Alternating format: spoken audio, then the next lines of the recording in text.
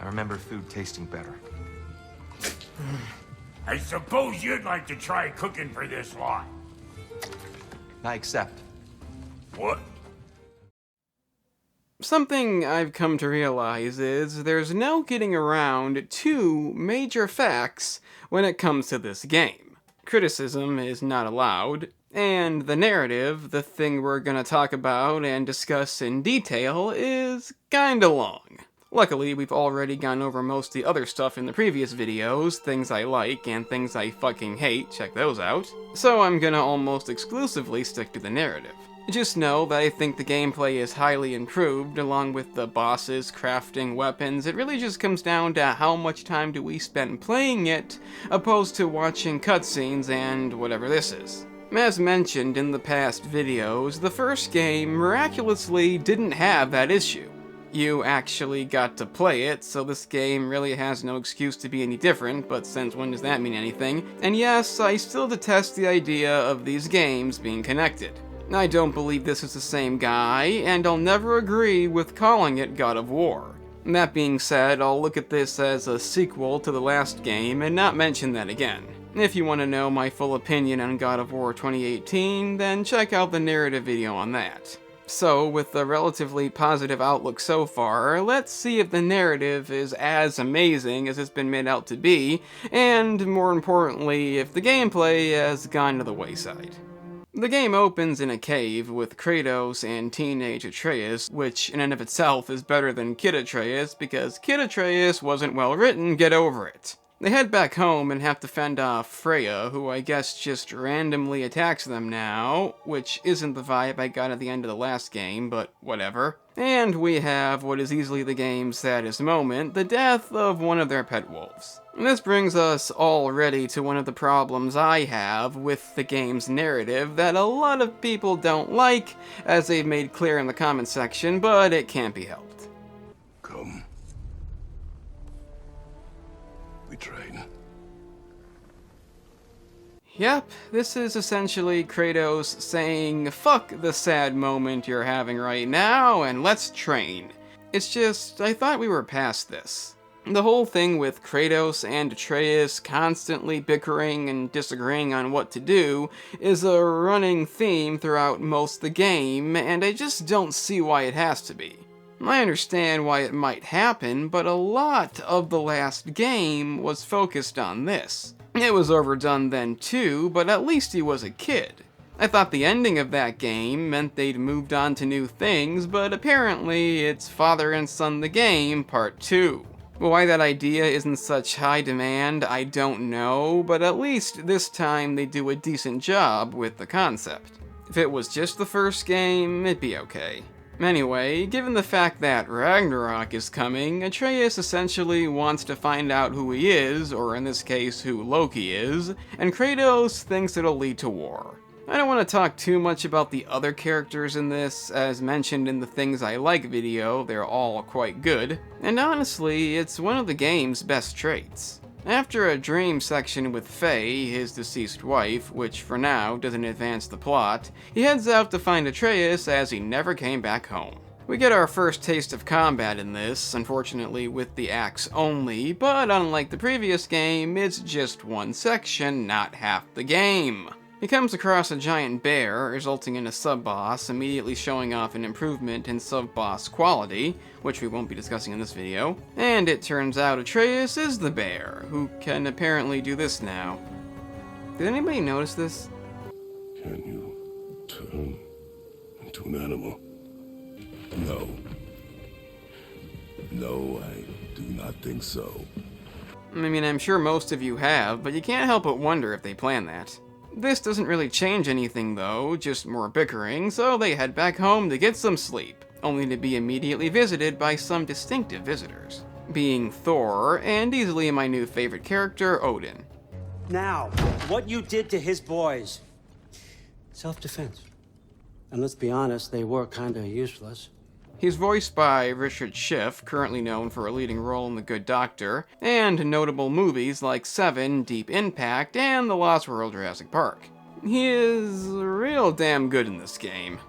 Like I said, I'm not gonna keep talking about this, but his portrayal as a likable, deceptive villain is just perfect. It's easily the highlight. The guy voicing Thor, by the way, is Ryan Hurst, previously known as the guy from The Walking Dead with a lackluster demise. You know who that asshole was? Yeah, nobody. He's not too happy about the deaths of Thor's sons, but he'll forget the whole thing if Atreus abandons his search for Tyr, which Kratos doesn't currently know about. No. Again, not a fan of this version of Kratos, but he has his moments. So him and Thor engage in the first real boss fight, and I know this is the most popular boss in the game, and I do like it a great deal. It's still not my favorite. It's good, just not my favorite. And I do like how he supposedly kills you, causing the player to think he's lost, and then brings him back to life. That was a great idea. He inevitably just leaves, saying their debt is paid by giving him a good fight, I guess. He learns that Atreus was given an invitation to Asgard, which he turned down, and... To, pay for the roof. Now you see that? Deceptive. How could you possibly not like this guy? He said he was trying to find Tyr, as it might give him some answers, and Kratos agrees to go and see what he found, this time bringing the Blades of Chaos, because I guess they needed some kind of build-up. He takes him to a shrine that tells him a lot of stuff, but the important thing is that Tyr might be alive and imprisoned somewhere in... You get the idea. You know what this means. So? What now? Home. That's three! 3 times in the intro section that you've said home. Speaking of the intro, it is a lot better than the previous game, as it's not full of cliche bullshit. But again, it is still quite slow. The first game had that problem too, so it's gonna come down to how they handle the pacing from this point on. That being said, it does do a good job getting me invested in what's to come, that is, after Mimir talks him into it. Brother, he's going to walk his own path. If you don't want him walking away from you, then smarten up and walk with him a while. That's a real damn good line. When you consider the character saying it is mainly for comic relief and a talking head, that's saying something. If not for Odin, he'd easily be at the top. So he agrees, and they go to Sindri's home, which is the new hub, I guess. And I know I've shown this off before, but it's the best line in the game. Anybody need a snack? Kratos? Snack? I do not need a snack. Again, maybe the old games could have had comedy too if they wanted, but yeah, this one's hard to beat. So they had to, you know. And with the help of some new, and again, entertaining new characters, they eventually locate Tyr locked in the mine with, oddly enough, not that much effort. You killed Mimir! No! Yeah, we brought him right back. You stay away from me, you monsters! I don't know why that's funny, it just is. It's literally talking to him. It's good stuff. My son brought us to this place. For you! Look at him! And that's not so good. That's more of a my son died for you kind of speech. I don't know. He agrees to come with them, and in new God of War fashion, wants nothing to do with violence, because he's a pacifist. Then kill me now. My fight is gone. They head back to Sindri's place, something you're going to hear me say a lot, and Atreus eavesdrops on Kratos talking about safety. This inadvertently gives him the idea to sneak off on his own and try to convince Freya to join them. Meaning we finally get to play as Atreus, and it's surprisingly good. It's just different enough to give the game some variety, while not really downgrading in any way. It's also nice to have different characters assisting you, such as Sindri throwing his treasure at them. This also builds on the friendship between them, something the game surely won't fuck up. They go to see the World Serpent first, which goes nowhere, and goes ahead on his own to see Freya, which also goes nowhere. Really, he just tells her what happens, she doesn't care, and still vows to kill Kratos, so yeah, pointless. Normally I wouldn't care about this, but when you have a game that's real fucking long and real story driven, maybe not have segments that you could practically skip and miss nothing. Hell, even the combat when Sindri assists you by throwing stuff never gets used again. I guess they thought it was real funny? I guess?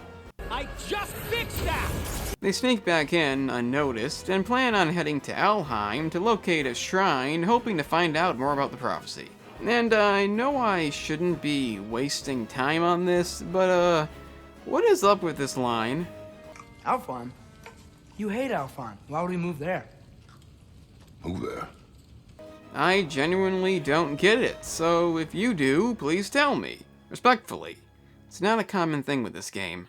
So they're off with Tyr, who, as you know, is useless. They locate the shrine to find out that Odin actually can be beat, and that only Asgard must be destroyed opposed to all the realms. The problem is, Tyr still wants nothing to do with it, and upon returning to Sindri's place again, the two then proceed to argue. But what if Loki going to Ironwood is the only way that... Atreus.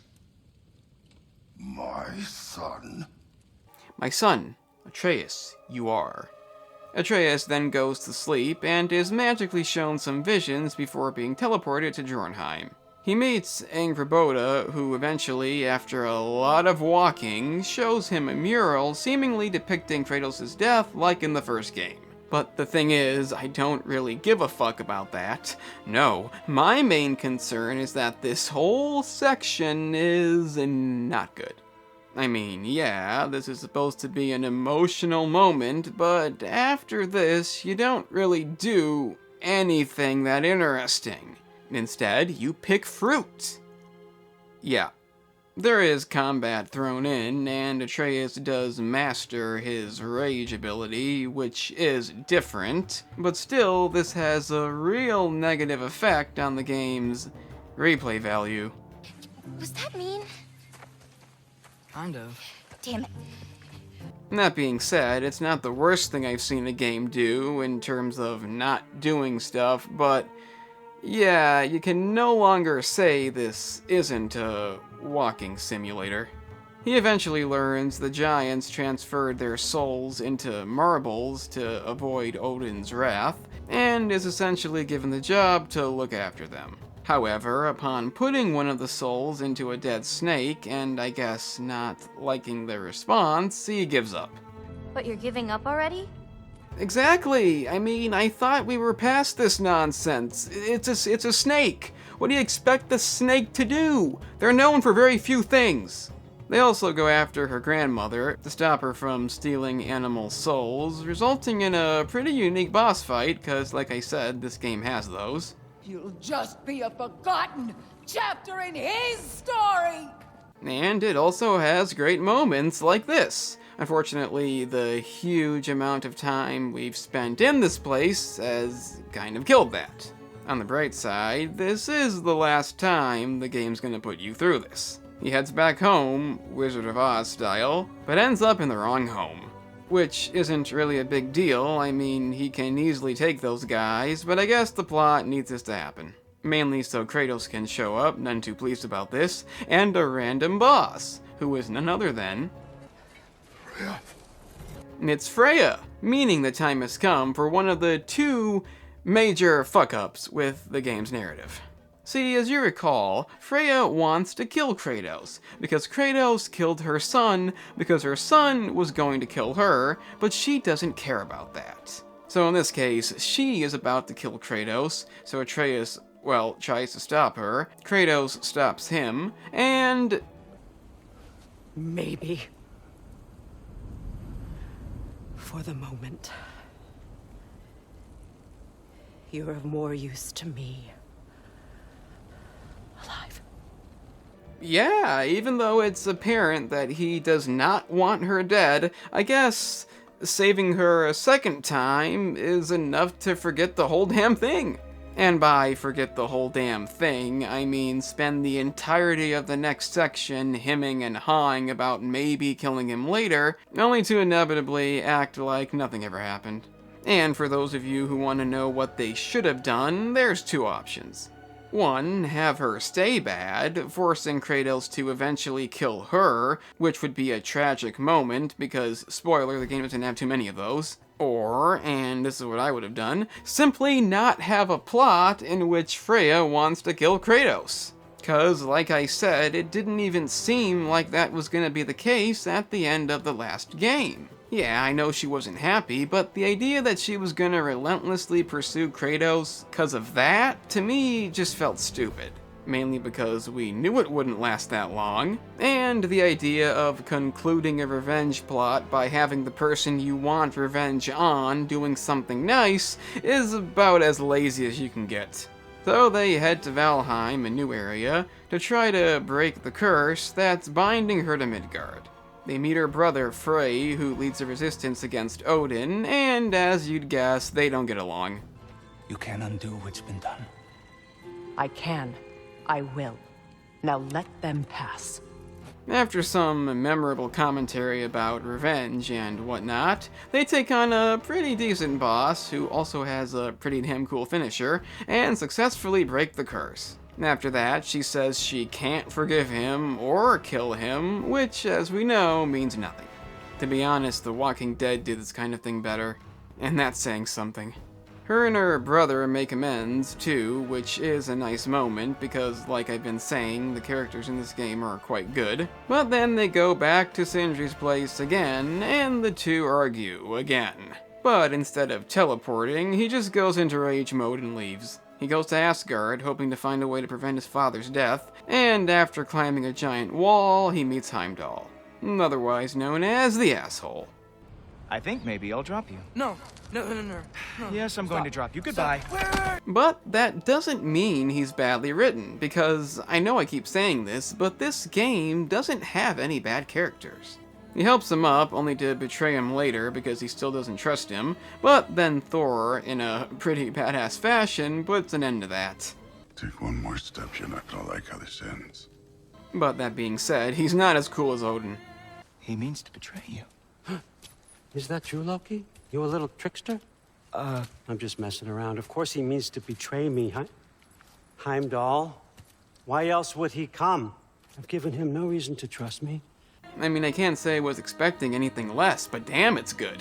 We're introduced to Thrud, the sister of Magni and Modi, who, luckily for him, didn't like them, and Ingrid the sword. Yeah, that's the thing. He wants him to help reassemble the ancient mask, which can supposedly grant infinite knowledge by looking into a rift between worlds and prevent Ragnarok. He agrees to help find it, as he's assured by Odin that he won't have to kill anybody and nothing bad will happen. Which we know won't be the outcome, but he makes it sound convincing. So him and Thor head out, oddly enough the sword being the ally and not him, and after a bit of conflict, eventually locate more of the mask. We transition back to Kratos, as he has Freya and Mimir lead him to the Norns, as they might know something, and it's nice seeing the Lake of the Nine looking completely different. Personally, I don't mind it, as the boat's kind of too slow. But upon finding them, they say things aren't really planned, but because Kratos is so predictable, they may as well be. And I gotta say, I do like this bit. Focusing on the second act to the exclusion of the final. A common mistake in storycraft. We are leaving. They tell him that Heimdall will kill Atreus, so he'll end up having to kill him, leading to the inevitable outcome being Ragnarok.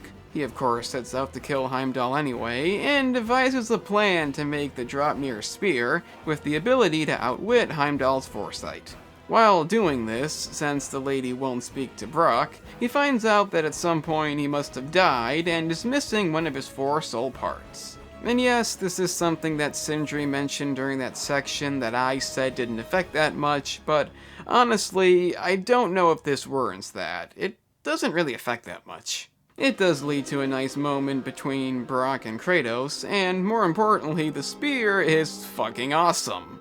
And yes, it is a spear and not a staff, because that's a mistake that would just be unforgivable, wouldn't it? He has a chat with Odin, which goes about as well as expected, but it's always nice. My son is not your key.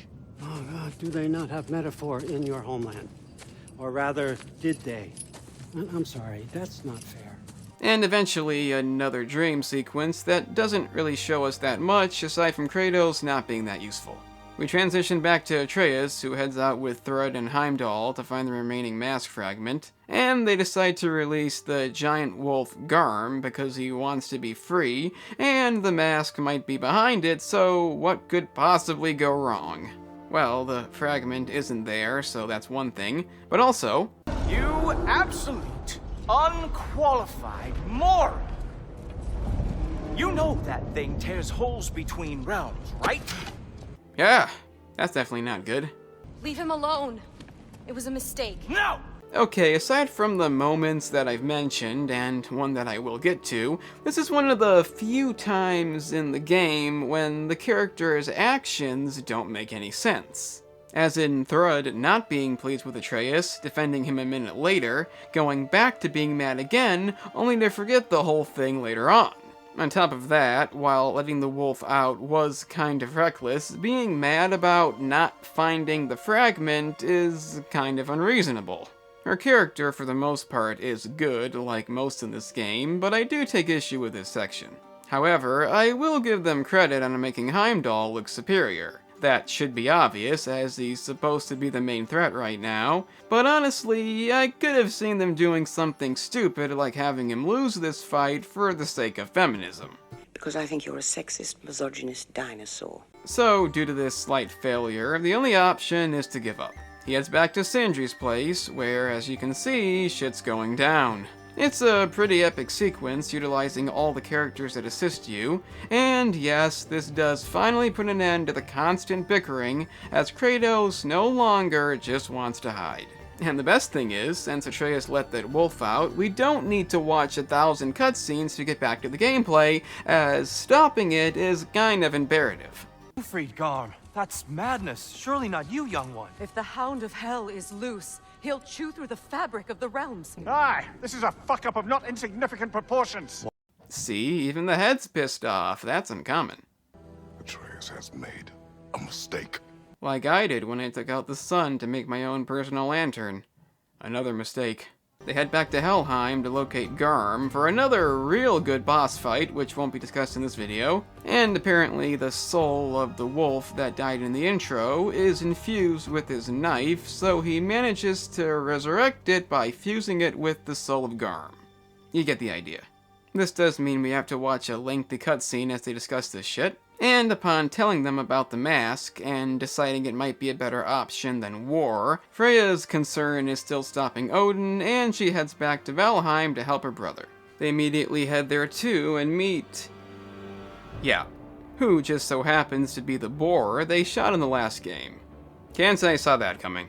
It turns out Freyr and the others had been ambushed, and after doing some chores, because this game isn't long enough, we finally have the epic boss fight with Heimdall, which again does not disappoint. The Draupnir spear is utilized to great effect, as it should be, and even though there's not much brutality in this game when it comes to bosses...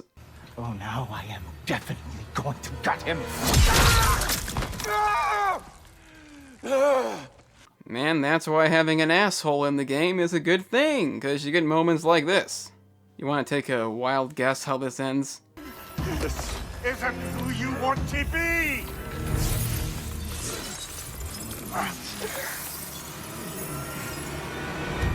Yeah, his true death isn't as amazing, but he doesn't really want to kill anybody, so what do you expect?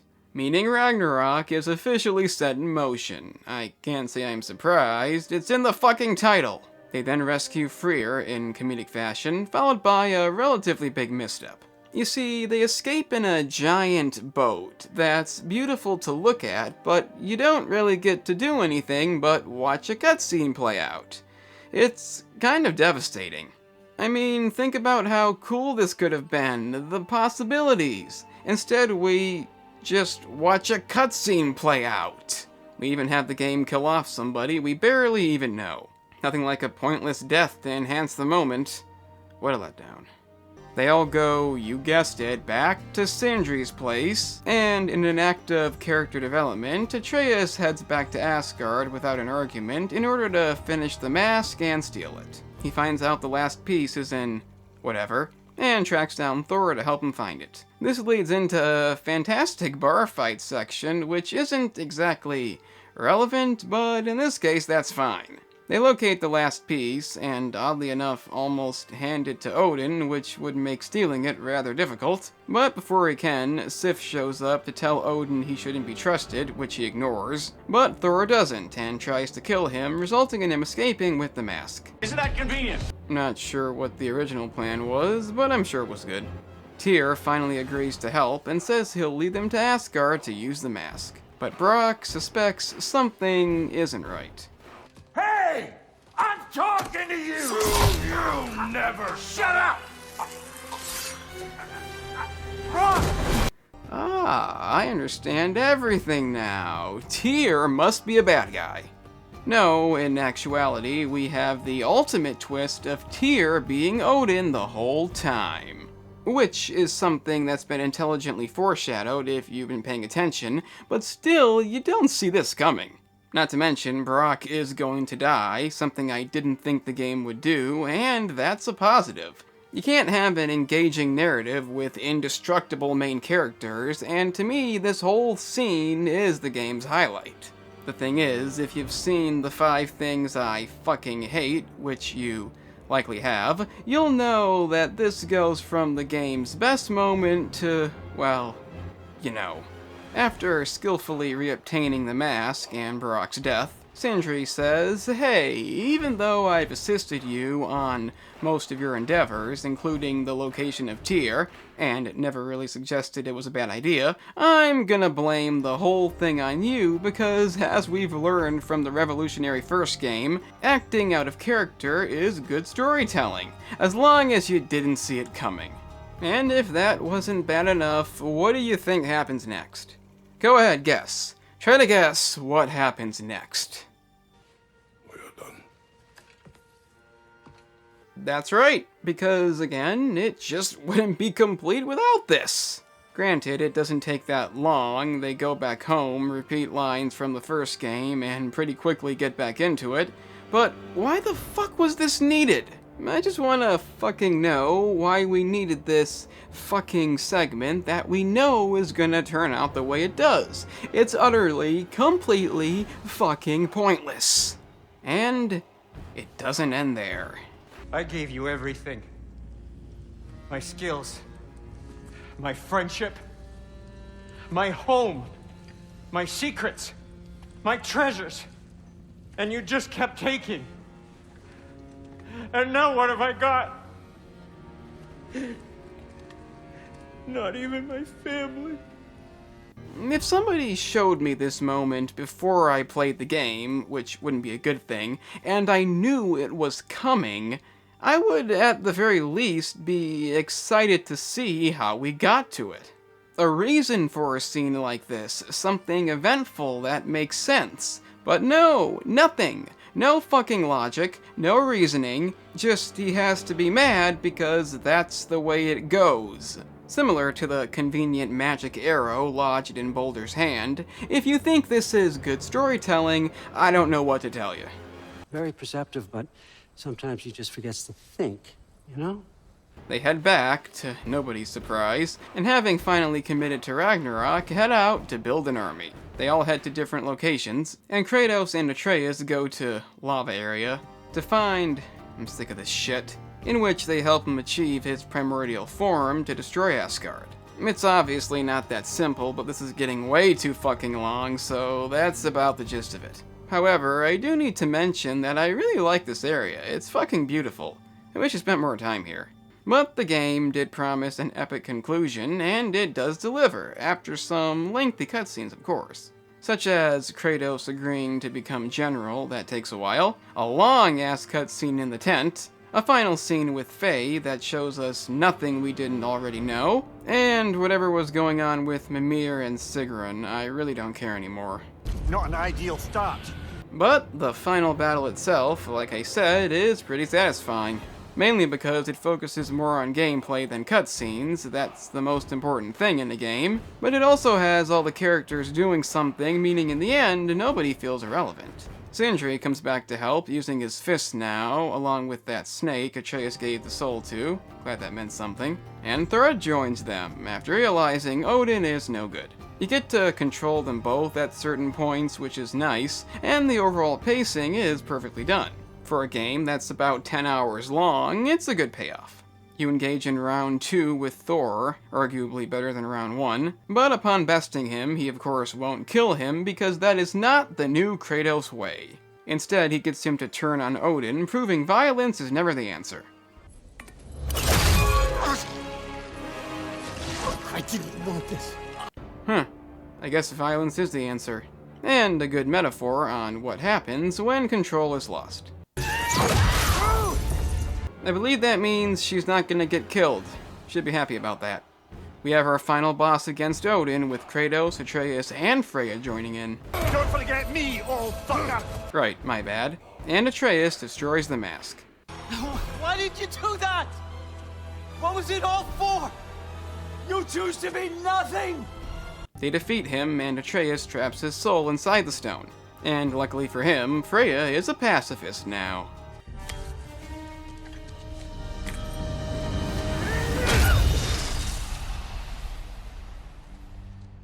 That's what comes next. And Sindri is not. He's really fucking pissed. Moments like this that are so perfect, so fitting, it really makes me mad that they ruined his character. Say whatever the fuck you want, there's no getting past that, and spoiler, the game's not resolving it. Also, Ragnarok is here, they probably should have left sooner, and Angrboda shows up to help them escape. Freyr doesn't make it though. I'm not sure if I see him as a sacrifice type of character, but it is what it is. And the game can finally conclude with cutscenes, walking, and more cutscenes. Angrboda shows them a mural that Faye had destroyed so they could determine their own fates, because that's kind of the whole point here. And Atreus leaves to find the other surviving giants, which he must do alone for reasons, because one character setting off on his own is the way this kind of thing has to end. Well, aside from the hidden ending with Barak's funeral, which only proceeds to piss me the fuck off because it resolves nothing. It wouldn't have fixed it, but fuck anybody who still thinks that was a good idea. You can also find the real tier if you want, along with lots of other stuff, but that seems kind of substantial. And that finally concludes the motherfucking narrative. Not that it's bad, but damn is it long. Like I said, I'm not talking about other stuff, already have 2 videos on that. This is solely about the narrative, and it is pretty good. I know a lot of people want to hear it's amazing, it's the best story of all games, but I'm sorry, it's not. It's better than the last game by a long fucking mile, but it's not without flaws. Most notably the obvious moments that I've mentioned, such as Sindri and Freya, which people somehow still find a way to defend. I'm not trying to offend anybody, but I don't know how you could possibly think that this is good writing. And the worst thing is, this happens at one of the game's most, if not the most, pivotal moments. It's just senseless. I can't keep going on about that. There is the other fact that Atreus and Kratos bicker way too much in my opinion, but I know a lot of people think that's good too, so I'll just move past that. Obviously the biggest problem here is that the game does kind of hinge on being a walking simulator. It's most notable in the Angrboda segment, which does kind of make a second playthrough not very appealing. But it's not the only example of this. More times than not, when you head back to Sindri's place, it's gonna be a long while before you get to do something again. Maybe if the game didn't have to be so long, this wouldn't have happened. And that's why the whole thing is so disappointing, as the first game wasn't like this. It has some slow sections, yeah, but I'll admit I've played it 3 times. The 3rd time was for the narrative video, but you get the idea. But for this, I just don't agree with it. Personally, I feel they could have had a story just as good without doing this, and that's the main thing. The story, for the most part, is real good. It's not as good as the original Last of Us, or Red Dead Redemption 2, my favorite narratives of any game, but for what it's trying to be, it's for the most part successful. The characters are real likable and engaging, especially Odin. The way they foreshadowed Tyr being Odin was real well done. and the narrative as a whole is a lot more engaging than throwing ashes off of a cliff. It has its flaws. I still don't agree with the concept of these games as a whole because he's not Kratos, but in the end, I liked it. Didn't undoubtedly love it, don't think it's the best thing ever made, but I did like it. And that's all I can say. I am the game analyst, and don't forget, being a pacifist is fine, but you're not gonna get a cool send-off that way. Oh, what? You're actually here? That's fucking amazing. I guess you may as well check out the main channel, in which I discuss movies, TV series, and the offensive topics that lie within. If you're into that, then press the link in the description. It's right there.